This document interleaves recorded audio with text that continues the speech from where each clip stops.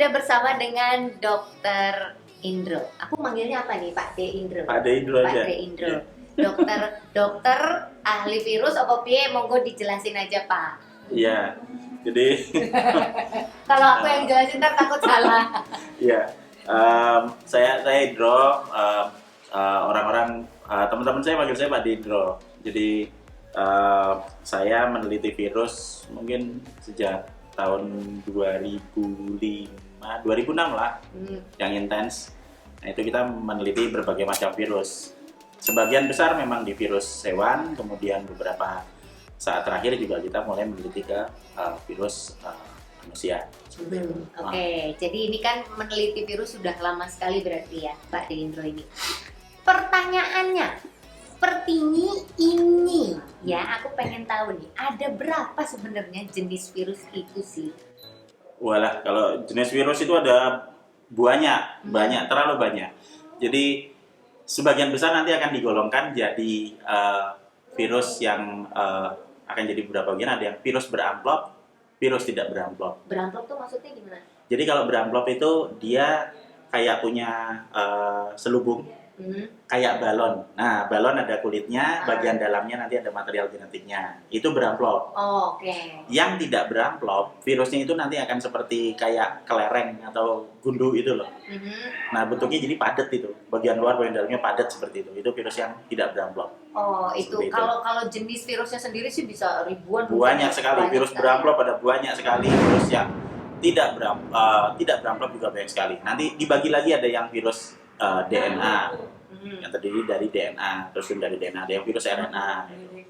Nah, sebagian besar virus yang mungkin sekarang sedang mewabah itu adalah virus yang beramplop dan juga tersusun dari RNA yang menyerang ke saluran pernapasan. Baiklah, kalau perbedaan-perbedaannya nih dari virus yang beramplop dan virus yang nggak beramplop itu perbedaannya apa, dari segi mematikannya kah atau cara penularannya kah yang membedakan itu apa?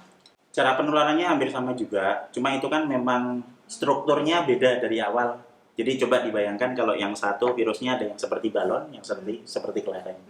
Pada saat kita mau menghancurkan virusnya, akan lebih mudah buat yang seperti balon tuh. Cuman ditusuk, dia meletus. Semua material genetiknya keluar terus mati. Sementara yang tadi yang beramplop, yang tidak beramplop, ya, untuk menghancurkannya susah karena dia kan padat sekali. Ya harus dihancurkan semuanya, otomatis butuh desinfektan yang lebih kuat. Misalnya yang virus yang tidak beramplop itu ada di ayam, namanya virus gumboro, itu bunuhnya susah sekali. Bukan berarti tidak bisa, tapi sangat susah. Sementara yang beramplop ya pakai sabun mati. Virus yang kita hadapi sekarang itu pakai sabun ya rusak mati. Kalau yang susah matinya itu harus pakai apa tuh menghilangkan virusnya? Kita, setahu saya ada satu desinfektan yang namanya Virkon, itu campuran dari formaldehid, kemudian dari benzalkonium kloret atau apa, ada 3 macam disinfektan dijadiin satu untuk bisa menghancurkan itu. Ya, agak lumayan mahal desinfektannya untuk itu. Oh, itu beda jenisnya ya? Beda jenis desinfektan? Beda, tapi kalau yang kita hadapi sekarang ini virus yang beramplop, dan virus beramplop tuh ya sebagian besar yang kita punya sabun, kita punya sunlight, apa itu bisa buat hancurin itu. Ya? Iya. Oke. Nah, apakah kan tadi ada 2 jenis nih, yang beramplop sama yang nggak beramplop. Apakah dua-duanya ini bisa menyebabkan sakit atau bahkan kematian, atau gimana nih perbedaannya? Kalau virus itu hanya akan bisa menyebabkan sakit jika virusnya bisa masuk ke dalam tubuh, kemudian nanti nempel di reseptor yang sesuai, ya kan? Terus nanti virusnya masuk ke dalam sel, bertambah banyak, satu masuk bisa jadi 10 sampai akhirnya namanya replikasi. Kemudian selnya pecah, begitu selnya pecah dia yang 10 pergi lagi ke tempat lain jadi 100, jadi 1000 dan seterusnya. Akhirnya selnya banyak yang pecah. Kemudian organnya rusak, kemudian individunya sakit. Itu hanya bisa terjadi jika masuk ke dalam. Kalau tidak masuk ke dalam, ya tidak menyebabkan kesakitan. Dan dia, virus ini hanya bisa masuk ke dalam dan nempel di reseptor yang cocok. Jadi misalnya kayak virus tidak beramplop tadi, yang dibilang tadi, gumboro itu kayak AIDS di manusia, tapi ini di ayam. Apakah dia berbahaya buat ayam? Ya, sangat berbahaya. Tapi apakah kalau dia masuk ke manusia kemudian dia jadi berbahaya? Ya tidak. Kenapa? Karena di dalam tubuh tidak ada reseptor untuk virus gumboro. Sehingga dia nggak bisa merusak apa-apa. Dia datang, masuk ke dalam, muter-muter ke sistem sirkulasi, nanti akhirnya bangkitkan antibodi buat itu, dimakan sama antibodinya, habis itu dihabisin, udah selesai. Tapi tidak akan menyebabkan apapun, nggak ada reseptornya. Oh, berarti artinya gini, virus itu kan virus ada virus yang untuk di hewan ada, virus Ya. untuk di manusia juga ada. Ya. Tapi virus-virus yang ada di hewan mungkin masuk ke manusia atau virus dari manusia mungkin ke hewan. Betul. Itu kemungkinannya berapa besar tuh? Ya, sama saja. Virus dari manapun bisa masuk ke dalam tubuh kita bisa. Meskipun Virus dari hewan. Dari hewan, dari manapun, dari lingkungan manapun itu bisa masuk. Permasalahannya adalah virusnya punya reseptor atau tidak. Oh, Kalau iya, virusnya tidak punya reseptor, ya masuk, ya muter-muter aja di sini, ya udah, bangkitkan nggak antibodi. menyebabkan penyakit berarti. Enggak, tidak. Cuman nempel aja gitu. Ya cuma kalau dia tidak ada reseptornya, ya kan dia nggak bisa nempel. Lah ya muter-muter aja, masuk ke jantung, ke saluran darah, muter-muter kemana aja, udah gitu aja. Dan dikeluarkan begitu aja. Iya. Oh. Nggak dikeluarkan, dihabisin dulu sama antibodi. Oh iya. Kemudian dimakan makrofag, udah hilang gitu aja. Tapi tidak sampai menyebabkan Tidak. penyakit atau bahkan kematian ya. Tidak, kalau tidak punya reseptor di dalam. Nah, kalau untuk virus yang lagi populer, penjelasan kita tuh penasaran banget ya, karena kan kita udah melakukan banyak tes, Ya. tapi kita sendiri sebetulnya harusnya tahu, mengenali dulu virusnya seperti apa, jadi kita pun juga tahu apa yang harus kita lakukan gitu. Kita pengen kenal dulu nih sama virusnya, Jadi virus baru ini. ya, yang kita tahu adalah pertama, virus ini beramplop, sehingga mudah hancur oleh sabun sama desinfektan atau apapun, makanya disarankan cuci tangan kan gitu. Gitu. Kemudian virus ini gampang, sangat mudah untuk menular dengan kondisi khusus. Jadi sama seperti buku panduan yang didapat dari Cina waktu itu disebutkan bahwa penularan di lingkungan hanya bisa terjadi jika terdapat di ruang tertutup, terus ada exposure virus berkali-kali dalam jumlah banyak. Berarti di mana ya? Di ruang isolasi, di institusi kesehatan misalnya. Tempat penyebaran virus Tempat paling penyebaran, besar itu resiko paling besar ada di situ, gitu loh. Jadi kalau kita ke situ ya mungkin saja kita kena dari situ, gitu loh. Nah, sementara resiko paling rendah itu ya di tempat yang terbuka, tempat yang ada sinar matahari, dan tempat yang kering. Jadi di luar rumah itu masih aman ya. Aja ya. Jadi virus ini pun mudah mati satu sama cairan, sabun ya, desinfektan, sama panas, sinar matahari. Ya. Berarti kalau misalnya kita di luar nih, masker itu perlu nggak sih kalau di luar dan dalam keadaan panas gitu? Nah, jadi pemakaian masker sebenarnya untuk mengurangi resiko, gitu loh. Untuk mengurangi resiko. Nah, mengurangi resiko dari mana? Karena kemungkinan virusnya masuk kan dari mulut dan hidung. Sementara kalau kita pakai masker ditutup, maka akan mengurangi kemungkinan supaya virusnya masuk secara langsung ke dalam mulut atau hidung, gitu loh. Jadi kita memakai itu untuk mengurangi resiko, sekaligus biar tidak ditangkap sama Satpol PP. Jadi sebetulnya tes untuk mendeteksi virus ini benarkah pakai itu atau ada cara lain kah? Ya, kalau yang umum itu jadi kalau sekarang ada 2, mungkin nanti akan ada 3. Jadi kita dari mulai yang sederhana dulu, membedakan antara yang satu PCR, yang satu rapid test. PCR, polymerase chain reaction, itu pengujian yang dilakukan di laboratorium. Jadi untuk lihat dari material genetiknya, RNA-nya. Sampelnya diambil dari lapangan, yang mau diuji, dites itu kan diambil sampel swab gitu misalnya, kemudian nanti dibawa ke lab pengujian untuk kemudian nanti dicek apakah ada RNA yang cocok dengan virus ini di dalam sampel tersebut. Jadi maksudnya gini, jadi kalau misalnya di dalam sampel tersebut ada virus yang kita cari misalnya gitu kan, virus A misalnya, kemudian kita pakai PCR untuk deteksi RNA dari virus A. Kalau ada maka kedetek dan dia mengenali akan kebaca positif. Nah, tapi kalau ada virus A, B, C, D dibawa ke situ ya kebaca positif A saja. Yang A aja yang Yang A kebaca saja. positif. BCD-nya nggak kebaca. Oh, Karena mesti- kita cuma pakai untuk satu macam aja. Kecuali kalau dia pakai banyak itu kan. Atau kalau misalnya kita ada virus BCDE misalnya, ya toh. Terus kita coba cek pakai PCR dengan primer virus A, akan kebaca negatif. Tapi BCDE-nya ada. Karena kita cuma pakai untuk cetakan virusnya satu tok itu. Oh gitu. Iya. Oke, jadi pasti kalau ada si virus A-nya Ya, pasti akan kebaca positif. akan kebaca positif. Meskipun di situ ada banyak virus ya. Ya, Karena si alat itu memang dikhususkan untuk mendeteksi satu macam virus. satu macam virus. Kecuali kalau untuk 7 macam virus ya mungkin kebaca. Oh gitu. Tapi untuk yang positif itu kan kadang-kadang ada yang sakit, Ya, tapi ada yang enggak sakit. iya. Nah itu gimana bisa mereka yang nggak sakit kok bisa tetap positif gitu?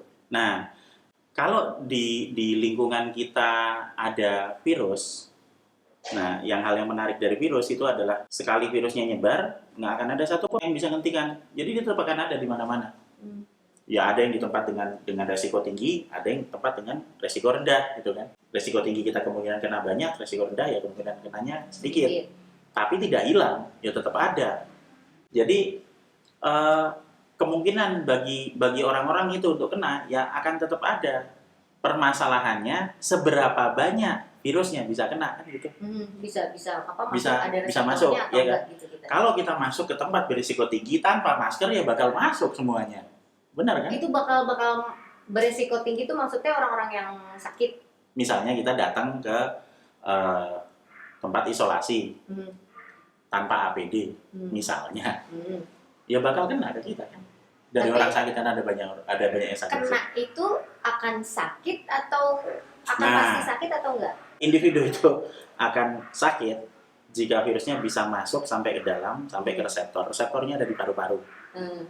Nah, pada saat dia terekspos, terpapar virus, ya kan, harus dihitung seberapa banyak virusnya mungkin masuk ke dalam paru-paru. Semakin banyak, semakin besar kemungkinan dia masuk ke paru-paru. Tapi kalau sedikit, ya semakin sedikit juga kemungkinan dia bisa masuk ke paru-paru. Nah, pada saat dia nanti sudah masuk, baru dia sakit. Jarak antara rata-rata doang ini, antara mulai dia terpapar sampai dia bisa masuk ke paru-paru mungkin perlu waktu antara 3 atau 4 hari. Jika bisa masuk. Karena akan ada banyak sistem pertahanan tubuh. Jadi begitu nempel ke hidung misalnya, nah itu nanti akan ada lendir di hidung, kotoran. Jadi kalau udah gitu kita ngupil-ngupil, ya, ngupilnya itu isinya kotoran semua itu. Ya, macam-macam kan isinya. Macam-macam isinya. Itu bisa. Itu kemudian masuk sini ada lendir hidung. Kemudian masuk ke dalam ada lendir juga di trakea untuk melindungi supaya apa? Supaya virusnya ketutupan dan nggak bisa masuk ke dalam. Refleks batuk, refleks bersin.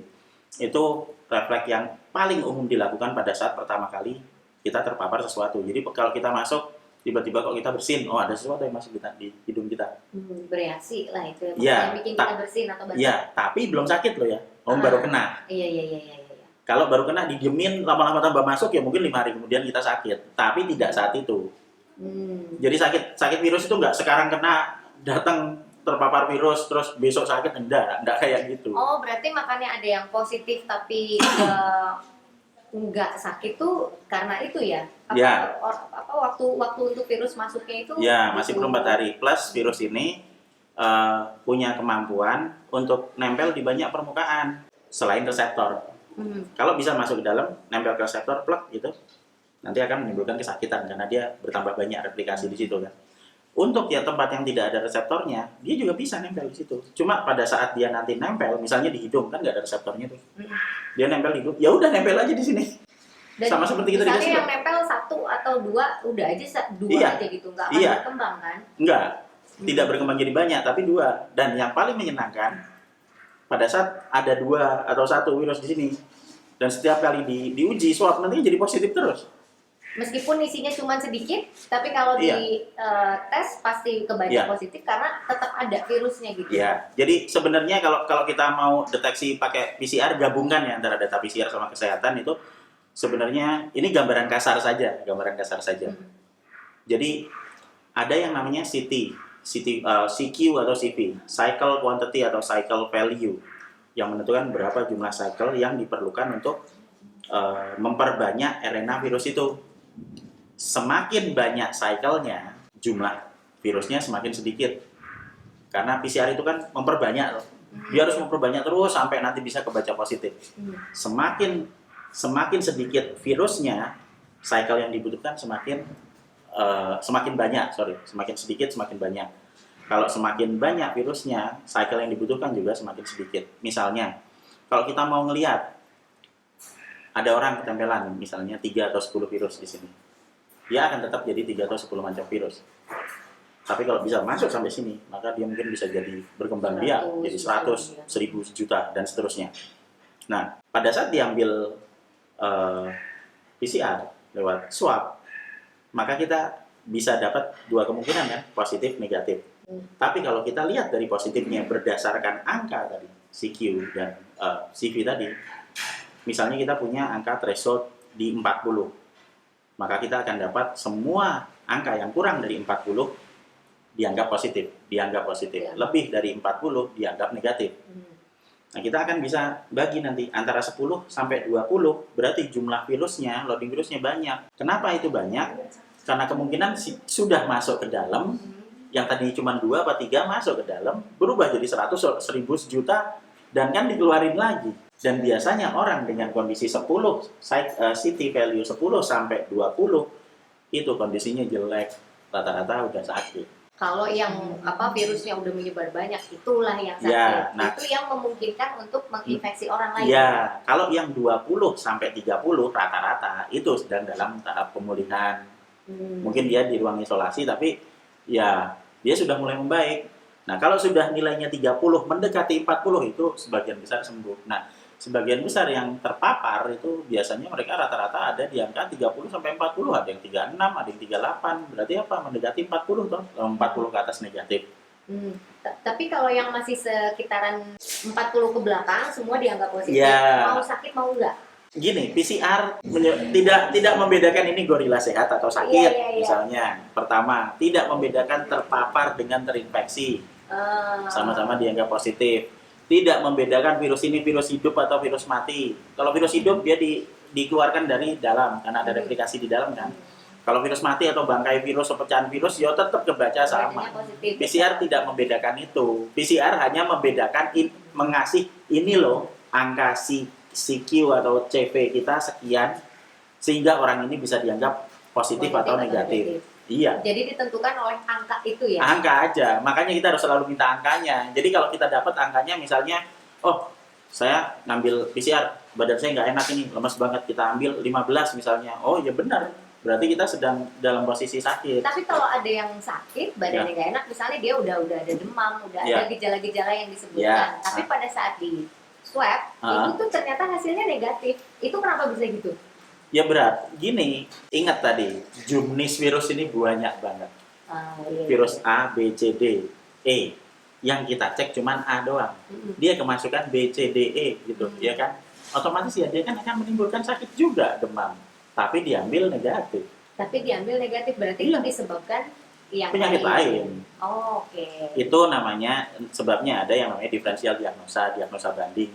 Untuk penyakit dengan gejala serupa, itu apa aja sih penyakitnya? Gitu loh. Itu kan PCR ya untuk tes PCR. Kalau yang rapid bedanya apa sama PCR? Nah, rapid nih tidak lebih sensitif daripada PCR. PCR itu sensitif kenapa? Karena yang tadinya jumlahnya sedikit diamplifikasi jadi banyak sampai bisa kebaca gitu loh. Nah, kalau rapid ini enggak. Rapid tuh yo ngomong apa adanya aja. Nah, rapid ini ada dua macam. Tapi sebelumnya kata rapid test, uji cepat. Uji cepat ini kenapa namanya uji cepat? Karena dia bisa dilakukan di mana saja, oleh siapa saja yang paham dan baca protokolnya dalam waktu 15 menit. Jadi kalau kita bisa beli gitu rapid test, kita coba sendiri, ya kita kerjakan 15 menit bisa. Tidak harus dilakukan di lab. Nah, rapid test ada dua macam. Rapid test yang kemarin dipakai itu rapid test untuk namanya antibody, untuk deteksi antibody atau kekebalan. Yang diambil pakai darah. Diambil serumnya atau ditusuk sininya, ditetes gitu. Nanti akan ada 3 garis kan. Garis C, IgG, sama IgM.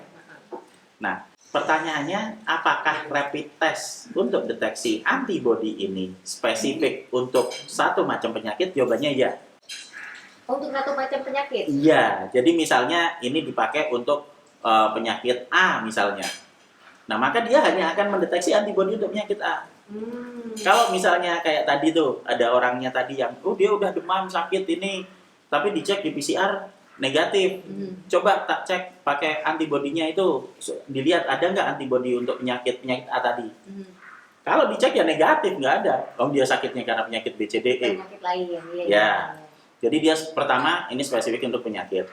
Satu macam penyakit. Kedua, dia akan membaca kalau garisnya satu C, berarti apa? C itu menunjukkan sistem kontrol. C, kontrol. Sistem kontrolnya itu jalan dengan baik. Jadi alat ujinya benar gitu. Kalau nanti keluar C sama IgG ya ada IgG-nya. Berarti dia sudah punya kekebalan terhadap virus apapun yang masuk ke dalam tubuhnya. Kalau C aja yang keluar? C aja keluar negatif.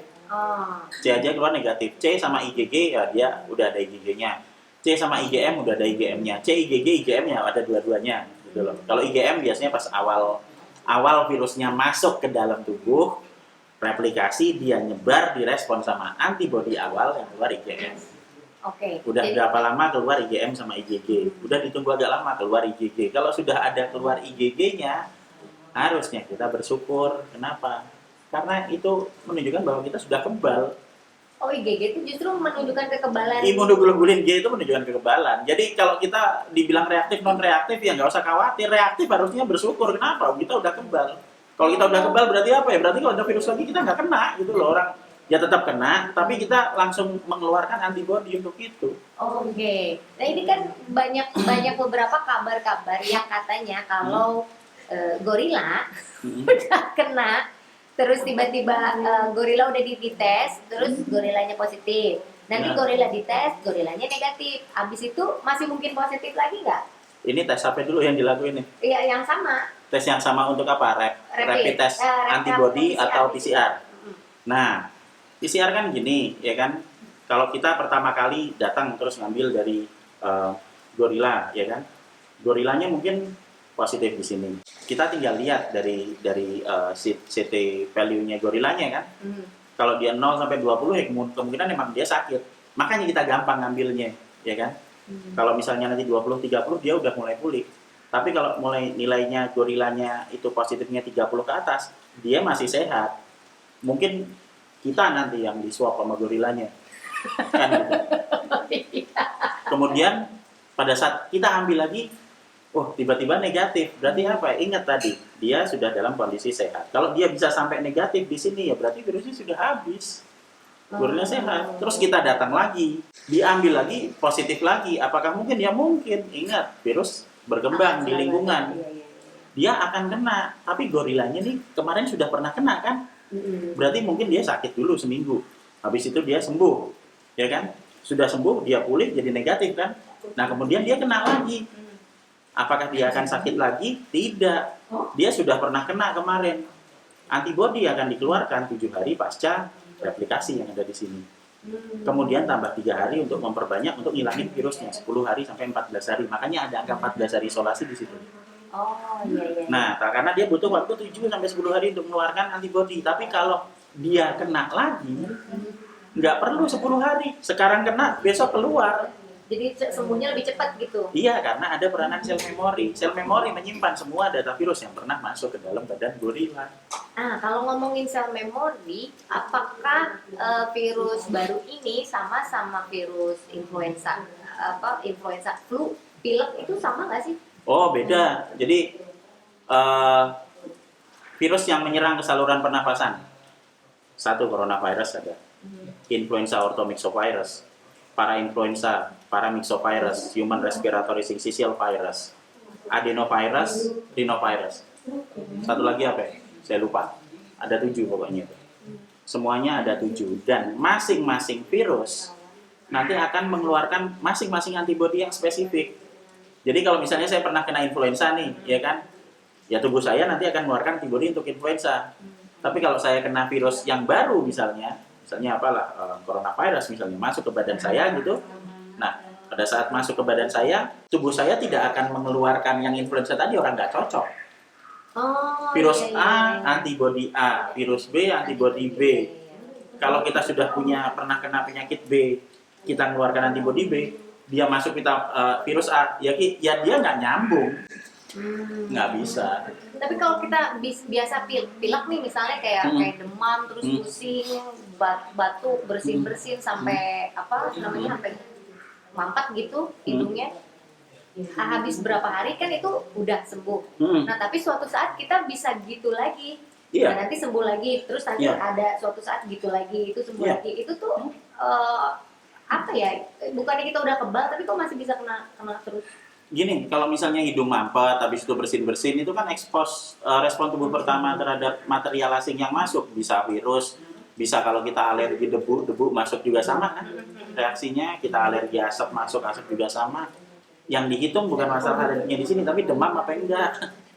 Iya, iya. Masuk, kalau ingat. sampai demam. Nah, kalau sampai demam, ya mungkin badan kita akan melawan terhadap virus yang pertama. Permasalahannya kita nggak ngerti.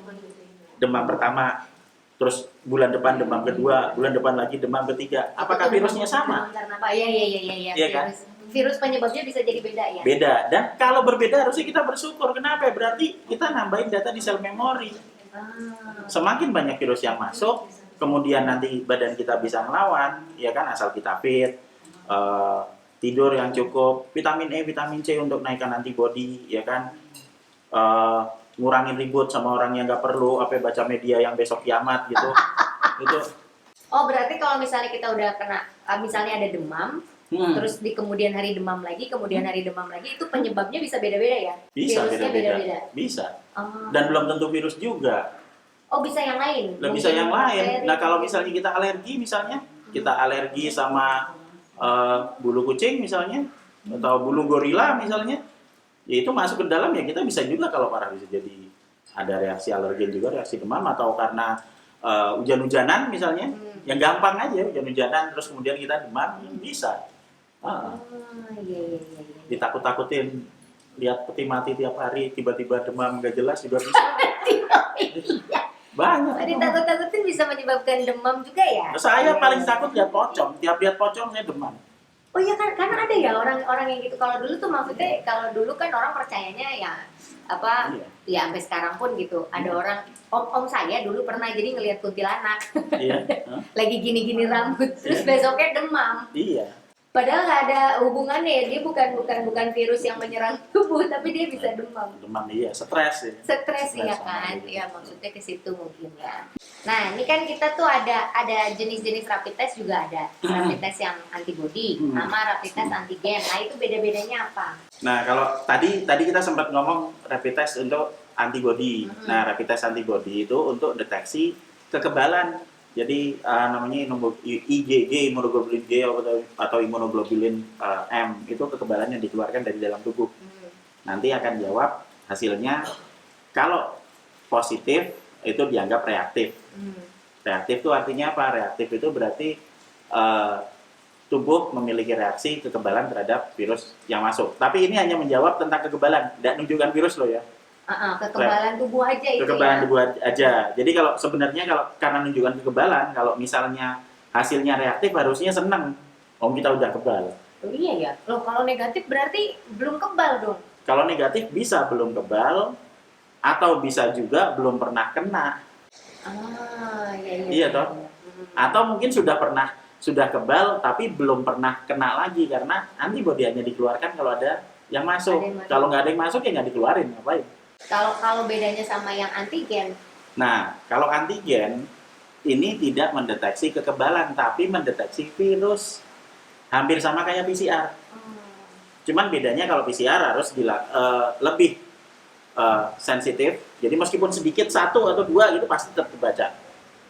Hanya CT value-nya akan tambah tinggi. Ya kan? Dan juga dia pengerjaannya harus di lab dalam waktu 4 jam. Tapi pada prakteknya perlu ngantar ke sana, izin, tanda tangan segala macam sehingga bisa jadi beberapa hari. Jadi lama ya. Ya. Sementara rapid test ini, ya kita kerjakan di lokasi itu. Di lokasi itu dia dikerjakan, nanti kita akan bisa dapat gambaran positif atau negatif dalam waktu 15 menit. Perbedaannya kalau misalnya PCR ada angkanya, CQ-nya, kalau ini tidak, Yang cuma apa ini positif negatif, yang rapid test antigen. Antigen. Rapid test antigen itu nanti hanya akan ada 2 garis, C dan S. Kalau misalnya segaris C saja, nggak ada S-nya, berarti negatif. Kalau positif ada C sama ada S. C itu kontrol, S itu sampel. Kalau tidak ada dua-duanya, itu berarti alat ujinya nggak valid karena kontrolnya nggak jalan. Oh, iya. C itu menunjukkan kontrol, berarti sistemnya jalan. Kalau sistemnya jalan, S-nya nggak ada garisnya, berarti negatif. Kalau ada, berarti positif. Nah, didapat dari mana? Didapat dari swab sama, dari dahak mungkin juga bisa. Karena saya melakukan PCR pakai dahak, sering juga. Kemudian kita dapat sampelnya misalnya, sudah dapat. Kemudian nanti ada kayak semacam buffer, tabung kecil isinya buffer, dimasukkan di dalam sini. Terus dibersihkan di sini, kocok. Nah, buffer ini isinya zat namanya Triton. Rata-rata mereka pakai Triton S itu sabun. Yang di dalam tabung itu. Sabun, iya. Tapi khusus memang untuk memecah virus. Kenapa pakai sabun di dalam situ Triton S? Karena untuk melindungi orang yang uji. Kan kita pakai ngambil virus yang aktif ini. Atau mungkin kita nggak tahu dia aktif atau tidak. Iya. Daripada resiko dikasih untuk mecah virusnya di dalam, dimasukin sini sehingga virusnya pecah. Apapun yang keluar dari sini, ini sudah dapat, terus nanti ditetesin ke alat yang tadi gitu. Sama kayak rapid test, ditetesin tes gitu, nanti keluar garisnya berapa. Apapun yang keluar dari reagen ini yang diteteskan ke dalam alat uji rapid test antigen itu sudah aman karena virusnya udah nggak udah dipecah kok pakai sabun. Oh iya. Karena tadi sabun itu fungsinya untuk penghancur supaya aman. Virus ini terdiri dari protein itu loh. Virus ini kan terdiri dari protein nih misalnya. Nah nanti kalau dia kena sabun dia pecah-pecah teman-teman. Tapi meskipun pecah-pecah kan proteinnya tetap ada. Kalau PCR tadi dia mendeteksi RNA atau material genetik. Kalau rapid test mendeteksi proteinnya. Seberapa banyak protein yang bisa kebaca sama dia. Jadi kalau misalnya proteinnya yang kebaca banyak akan dianggap positif. Dengan ada garisnya di situ, dia ditetesin di garis itu tuh. Nah, kalau misalnya protein yang ada di dalam cuma sedikit, ya mungkin bisa dideteksi negatif. Atau tidak ada. Sedikit atau tidak ada dianggap negatif. Oke, sedikit atau nggak ada ya, dianggap negatif. Berarti ini kalau kita kan semua juga pasti nggak mau sakit gitu loh ya Pak De. Nah, untuk mencegah supaya kita nggak sakit, tips-tipsnya iya. Nah, jadi gini, ada empat tipsnya yang bisa dilakukan. Jadi kita mulai dari yang paling jauh dulu. Yang paling jauh tuh kita tahu ada tempat yang punya resiko tinggi, ada tempat yang punya resiko rendah untuk tertular virus. Maksudnya gimana? Di tempat beresiko tinggi itu virusnya mesti banyak di situ. Kalau yang beresiko rendah mesti virusnya cuma sedikit atau malah nggak ada itu. Di mana tempat beresiko tinggi? Nah itu, tempat beresiko tinggi itu di mana? Paling tinggi? Kalau menurut buku panduan yang dari Cina itu mereka bilang bahwa tempat beresiko paling tinggi adalah tempat tertutup di mana terjadi semburan droplet dalam jumlah besar, exposure dalam jumlah besar berkali-kali. Berarti di mana ya? Di ruang isolasi atau di institusi kesehatan atau di rumah-rumah sakit misalnya. Atau kalau kita harus datang ke sana, apakah nggak boleh? Ya boleh, datang nggak apa-apa. Cuma kita sudah tahu resikonya, sehingga apa yang harus kita lakukan? Kita akan mengurangi paparan. Kita tahu kita datang ke tempat beresiko tinggi, jadi gimana ya? Kita lindungi badan kita pakai apa ya? Pakai baju biasa, kemudian pakai masker. Nah di situ peranannya masker. Ya. Kalau kita datang ke tempat beresiko tinggi supaya tidak terkena, ya kita pakai masker. Gitu. Nah nanti sesudah sampai rumah, masker dilepas, masukin mesin cuci, baju masukin mesin cuci, kita mandi, ya kan? Nah itu, terus kita pakai masker lagi yang baru. Demikian juga tempat yang beresiko rendah. Tempat beresiko rendah di mana ya? Tempat yang lapang, ekspos matahari cukup, dianya kering, hangat gitu ya. Virus karena susah hidup di situ. Oh. Semakin kering, semakin terang tuh virus semakin susah hidup. Di situ peranannya maskernya. Jadi kalau misalnya kita ke tempat berisiko tinggi, kita pakai. Kalau kita resikonya rendah, kita bisa saja tidak pakai ke situ. Hanya kan kita nggak ngerti dia ada apa nggak. Iya. Jadi kita pakai. Dan pemerintah kan nganjurkan, oke lah pakai masker, cuci tangan, sama jaga jarak. Ya udah, kita kerjakan itu aja. Iya, betul. Toh nggak sulit-sulit amat dan ngirit 250.000. Iya. Terus yang ketiga adalah, nah ini yang paling penting, kita bisa menghilangkan virus yang ada di badan kita dengan mandi pakai sabun. Udah tahu, biasa, umum sekali. Tapi kita bisa menghilangkan paparan virus yang ada di hidung dengan air garam atau NaCl. Maksudnya paparan virus yang belum masuk ya? Virus Cuman terpapar di hidung, ya. Tapi ingat, entry pertama sebelum dia masuk kan nempel ke dulu di hidung sini. ya? Lah iya kan, dia nggak tahu-tahu masuk ke paru-paru. Iya. Dia kan pasti nempel di hidung. Jadi gimana caranya? Saya baru saja balik dari tempat yang resiko tinggi. Saya pulang ke rumah, masker tak copot, tak cuci, terus baju dicuci, terus saya mandi di kamar mandi. Saya bisa pakai NaCl infus itu loh, 0,9% NaCl yang untuk infus itu loh, dibeli di apotek. Ada NaCl untuk infus. Atau kalau nggak ada, ya bikin sendiri. Garamnya 1 sendok. Akan bagus kalau pakai garam yang bukan garam yang iodium, yang biasa yang garam perosok gitu loh. Garam kotak itu loh. Kotak. Iya. Nanti dihancurin itu sampai halus, 1 sendok, ditambah air hangat 1 liter. Kenapa harus airnya hangat? Supaya gampang kecampur, karena kalau nggak gampang kecampur nanti garamnya kena hidung langsung sakit. Iya. Diaduk sampai rata, habis itu ya dipakai untuk cuci hidung. Pakai alat untuk cuci hidung, beli yang kayak botol kecap itu loh, beli di apotek. Nanti dibilas sekali, 2 kali, 3 kali, dibilas pakai air, sudah. Itu virusnya akan lepas. Virusnya lepas, karena dia punya muatan, virus ini punya muatan negatif sangat tinggi, sehingga dia akan nempel di permukaan. Dengan penambahan garam itu kan Na-nya plus Cl-nya min, itu akan ganggu muatannya ini, sehingga dia lepas. Nah begitu dia lepas ya dia akan ikut sama air yang dibilas itu, ya mungkin bisa masuk ke selokan atau dimasukkan ke wadah yang isinya air sabun, jadi langsung hancur juga virusnya di situ kan. Di bawahnya itu pakai baskom atau pakai apalah itu. Dan begitu ini lepas, nanti kan kalau dilakukan swab ini kan hanya akan positif kalau ada virusnya. Kalau ini lepas, di swab, dia kan jadi nggak ada virusnya ya. Ini bukan teori loh ya, ini berdasarkan penelitian tuh dari Pak Hendro loh ya. Ya itu, jadi itu tadi cuci hidung. Dan yang paling terakhir, kalaupun virus ini masuk ke dalam, maka yang bisa melawan adalah antibodi. Nah, antibodi itu akan dikeluarkan otomatis. Gimana caranya supaya bisa keluar otomatis? Ya, makan yang cukup, istirahat yang cukup, minum jangan sampai dehidrasi, terus vitamin E sama vitamin C. Vitamin E sama vitamin C itu nanti akan menaikkan produksi antibodi bisa sampai 2-3 kali lipat dari normal. Misalnya antibodinya 100 atau 150. Pada saat kita makan vitamin E dan vitamin C, sehari aja sebutir aja sehari itu bisa jadi 200 sampai 300 produksi antibodinya. Itu yang bikin imun jadi kuat tuh. Iya, vitamin. Semakin banyak antibodinya, semakin banyak virus yang ditangkap, dinetralkan, semakin cepat sehat. Oke. Iya, 4. Jadi pertimbangkan untuk datang ke tempat berisiko tinggi. Kedua, pakai masker. Ketiga, cuci hidung dan mandi. Dan yang keempat, vitamin E, vitamin C sebutir sehari. Udah gitu. Oke.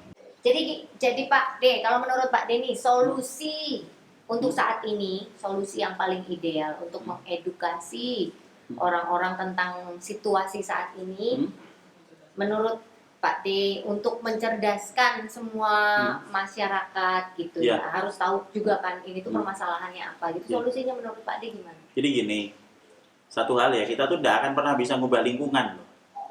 Lingkungan tuh ya mau bagus mau jelek ya bergerak sesuai sama takdirnya mereka sendiri. Kita nggak akan pernah bisa mengubah lingkungan sesuai dengan pengennya kita. Betul. Tapi kita bisa beradaptasi untuk memutuskan sebenarnya kita pengen hidup seperti apa di lingkungan ini gitu. Jadi kita tahu sekarang semuanya pada panik, semuanya pada ketakutan. tiap hari aja beritanya ya kan, oh ini mati gitu kan. Iya kan. Habis itu ambulan lewat bolak-balik meskipun kita nggak ngerti ada isinya apa enggak gitu kan. Kemudian kalau kita pengen berpendapat, kadang-kadang nanti kita ngomong disalahin orang-orang ya kan. Lu siapa ya kan, lu bukan dokter ya kan, tukang parkir doang ya kan, mana tahu lu tentang virus kan gitu. Iya. Nah pada saat kita panik seperti itu, kita harus punya pegangannya gimana ya, dengan belajarnya gimana ya, kita dengan belajar cari informasi, ada banyak sekali informasi. Saya tidak bilang bahwa saya ngerti virus, saya juga tidak pernah bilang bahwa saya ahli virus, bahwa saya nggak peduli orang lain mau ngomong apa. Tapi kita sudah menangani virus sudah sejak lama dan kita mempelajari sifat virusnya. Nah, kalau kita bisa mempelajari sifat virusnya, maka kita akan punya pegangan yang harus kita lakukan apa. Nah, iya. Jadi sebenarnya itu simpel kok. Pak Presidennya udah bilang bahwa pakai masker, cuci tangan, jaga jarak. Ya udah, kita kerjakan itu terus apa? Ya kita bekerja seperti biasa. Kalau yang mau berdagang, yang mau bekerja, ya bekerja gitu. Ya akan ada efek-efek samping banyak, misalnya sekarang akan ada orang yang tiba-tiba tadinya bekerja terus tidak punya kerjaan lagi. Ya kita cari kerjaan apapun yang bisa dilakukan. Kalau tidak bisa, mungkin kita bisa nyoba dengan berwira swasta atau dagang. Saya dulu juga jualan nasi bungkus, lama banget saya jualan. Dan ya kita masih hidup kok sampai sekarang. Gitu loh. Jadi tetap mandang segala hal dengan positif, tetap belajar, ya kan. Kita tentukan, kita tetapkan kita pengennya seperti apa, dan kurangi konsumsi media yang bikin panik. Udah itu aja. Kalau kita tenang, nanti kita bisa kok jalanin ini dengan tenang sampai selesai gitu. Betul. Jadi jangan ikuti media-media yang nakut-nakutin, mending nonton YouTube Rina Joski aja yang lucu-lucu. Ketawa-ketawa meningkatkan imun tubuh. Dokter Pak D Indro, terima kasih loh, matur suwun loh ini penjelasannya. Mungkin nanti kalau teman-teman mau ada pertanyaan-pertanyaan apa lagi, silakan tinggalkan di kolom komentar. Nanti aku mau ngobrol lagi sama Pak D. Ini untuk menambah wawasan loh, ngono ya. Virus iku apa ya ta? Lah, kita mau nyembuhin penyakit lah, kalau kita nggak tahu virusnya, nggak mengenali virusnya, yo bingung juga ya kan Pak D ya. Maksudnya itu kita belajar sama-sama aja ya. Terima kasih semuanya sudah nonton, dan terima kasih juga Pak D Indro sudah datang ke sini ya. Mudah-mudahan ada beberapa manfaatnya, ada informasi-informasi yang belum pernah kita tahu sebelumnya. Sekarang kita bisa jadi tahu di sini ya. Terima kasih. Be creative, be free, be whatever you want to be. Apes together strong.